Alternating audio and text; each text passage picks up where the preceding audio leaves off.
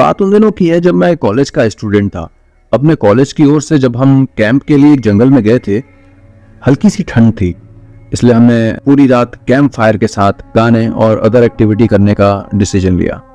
मुझे और मेरे सभी साथियों को कैंप फायर के लिए लकड़ियां इकट्ठी करने का काम मिला। मैं निकला तो सबके साथ ही था, लेकिन जब जंगल के प्राकृतिक सौंदर्य में भटकता हुआ अकेले बहुत दूर कहीं निकल गया, अचानक आसमान बादलों से भर गया और गरज के साथ बारिश होने लगी। बादलों के लगातार गरजने से मैं पेड़ के नीचे आकर खड़ा रहना ही सही समझा और आसपास किसी घर की तलाश में एक तरफ भागने लगा। मुझे कुछ ही दूर पर एक लाल ईंटों से बनी शानदार बिल्डिंग नजर आई। बिल्डिंग रोशनी से पूरी तरह नहाई हुई थी और उसमें ढेर सारे लोग हैं, ऐसा दूर से ही लग रहा था। मैं तेजी से भागते हुए उस बिल्डिंग में जा घुसा और सामने से आती हुई एक खूबसूरत नर्स से टकराते टकराते बचा। नर्स ने मुझे घूर करके कहा, बहुत अधिक भीग गए हो, सर्दी लग जाएगी। उधर बाईं ओर एक स्टोर रूम है, वहां जाकर जो भी मिले उसे कहना सिस्टर जूलिया ने दूसरे सूखे और साफ कपड़े मुझे देने को कहा है, वो तुम्हें कपड़े दे देगा। मैं हक्का बक्का मुंह फाड़े सिस्टर जूलिया को देखता रहा। मुझे एकदम से यह समझ नहीं आ रहा था कि मैं क्या करूं। मेरी स्थिति देखकर सिस्टर जूलिया खिलखिलाकर हंस पड़ी और बोली, पहले तो तुम अपना मुंह बंद करो, वरना मुंह में मच्छर घुस जाएंगे, और अब जाकर वैसा ही करो जैसा मैंने कहा। मैंने हल्के से हाँ में सर हिलाकर सिस्टर जूलिया की बताई दिशा में जाने का मन बना लिया। अभी कुछ एक 10 ही कदम चला होऊंगा कि मेरे कंधे पर किसी ने हाथ रखा। मैं चौंक कर पीछे मुड़ा और अपने सामने आर्मी की वर्दी में एक युवक को खड़ा और मुस्कुराता हुआ पाया।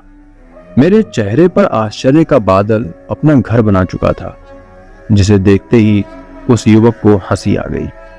उसने धीमे से लेकिन दृढ़ स्वर में कहा, मैं कैप्टन विनोद हूं और ये हमारे देश की आर्मी का हॉस्पिटल है। कैप्टन विनोद की बातों ने मुझे आश्वस्त किया। मैं अब धीरे धीरे सामान्य हो गया और मैंने कैप्टन विनोद को सिस्टर जूलिया की कई बातें बताई। सुनकर कैप्टन विनोद के चेहरे पर रहस्यमयी मुस्कान फैल गई और वो बोले, तो सिस्टर जूलिया से भी मिल चुके हो?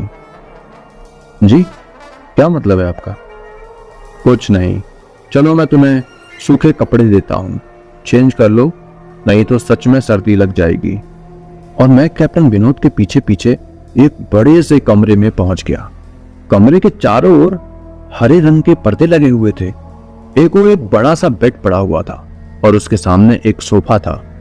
बीच में एक टेबल था जिस पर 2 गिलास, एक बड़ी बोतल ब्रांडी की और 1 या 2 पत्रिकाएं पड़ी हुई थीं। कमरे के एक कोने में एक बड़ी सी अलमारी थी जिसमें से कैप्टन विनोद ने एक आसमानी रंग का कुर्ता पैजामा निकाल कर मुझे दिया और कमरे से लगे बाथरूम की तरफ इशारा किया। मैं बाथरूम से कपड़े चेंज करके जैसे ही निकलने लगा, मेरी नजर बाथरूम की एक दीवार पर पड़ी। वो खून की छींटों से भरी हुई थी। ये देखकर मैं घबरा गया और जल्दी से बाहर निकलने के लिए मुड़ा कि बाथरूम में लगे आईने में खुद को देखकर ही चौंक गया था। आईने में मेरा पूरा शरीर तो नजर आ रहा था, लेकिन मेरे शरीर पर से मेरा सर गायब था। अब मुझे डर लगने लगा और मैं हड़बड़ाकर बाथरूम से निकल गया। मुझे इस तरह बाहर निकलते देख कैप्टन विनोद ने हंसकर पूछा, क्या हुआ? अरे हाँ, तुमने अब तक तो मुझे अपना नाम ही नहीं बताया। कहाँ जाओगे? बाहर बहुत तेज बारिश हो रही है। लेकिन तुम जाना क्यों चाहने लगे अचानक? मैं ये नहीं समझ पा रहा हूं। कैप्टन विनोद, आपके बाथरूम की एक दीवार पूरी खून की छींटों से भरी हुई है और आपके बाथरूम में लगा आईना भी कुछ अजीब सा है। उसमें मुझे मेरा पूरा शरीर तो दिखाई दिया, लेकिन मेरा सर ही गायब था। मैं अब बिल्कुल यहाँ नहीं रुकूंगा, बारिश में भीगता हुआ अपने कैंप तक जाऊंगा। ये कहते हुए मैं कमरे से बाहर जाने वाले दरवाजे की ओर बढ़ा। रुको! तभी कैप्टन विनोद की कड़कती आवाज गूंजी, तो तुमने सब कुछ देख ही लिया? जी, क्या मतलब है आपका? मेरी आवाज में डर और भय था। मतलब चाहे जो हो, तुम तब तक यहां से नहीं जा सकते जब तक मैं तुम्हें कुछ बता ना दूं। क्या? क्या बताना चाहते हैं आप? जो आज तक कोई नहीं जान सका, जो आज तक कोई नहीं जान सका, तो मैं जानकर क्या करूंगा? प्लीज अब मुझे जानने दीजिए। मैं डर से रुआसा हो गया। नहीं, बिल्कुल भी नहीं, और तुम्हें मुझसे डरने की कोई जरूरत नहीं है। सैनिक सबकी रक्षा के लिए होते हैं। मैं भी तुम्हारी सुरक्षा ही कर रहा हूं। कैप्टन विनोद के स्वर में कोमलता थी। आओ, मेरे साथ इस सोफे पर बैठ जाओ। मैं तुम्हें एक कहानी सुनाता हूं। कहानी खत्म होते ही मैं तुम्हें तुम्हारे कैंप तक जीप से छोड़कर आऊंगा। वैसे भी तुम अपने साथियों से काफी आगे निकल आए हो और वहां तक तुम अब चलते हुए शायद पहुंच नहीं पाओगे। कैप्टन विनोद के स्वर में जाने कैसा ठहराव था। मैं जाकर उनके बगल में बैठ गया।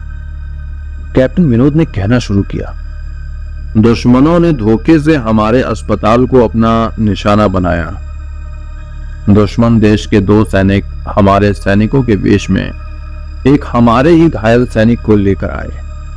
वो घायल था और हमारे देश की सेना ने उसे बहुत ढूंढा लेकिन नहीं मिला था।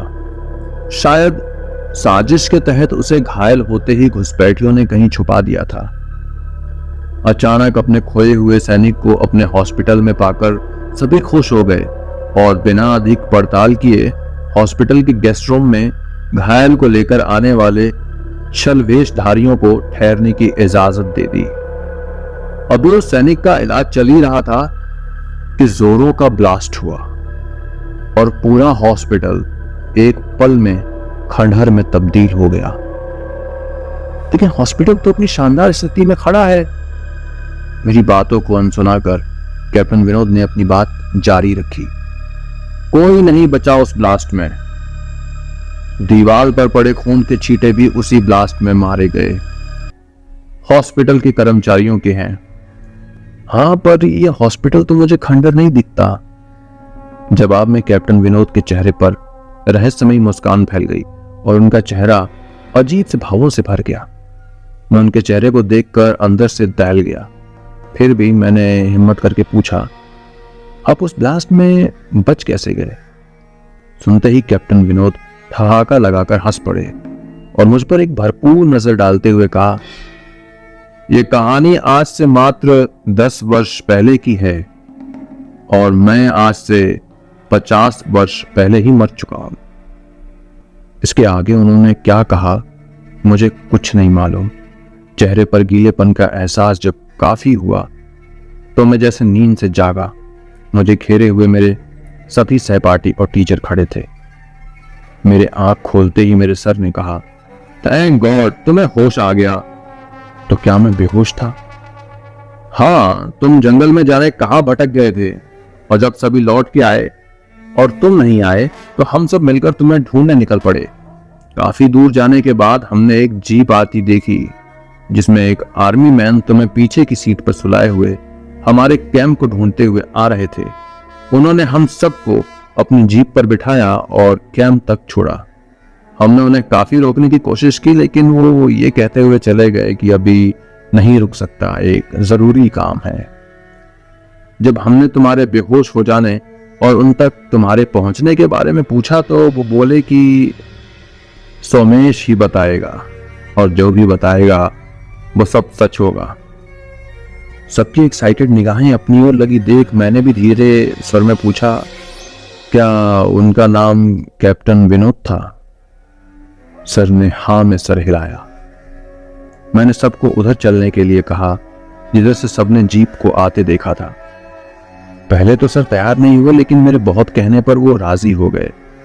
सुबह होते ही हम उधर की ओर निकल गए। मैं उस जगह पर पहुंचकर गहरे आश्चर्य में डूब गया।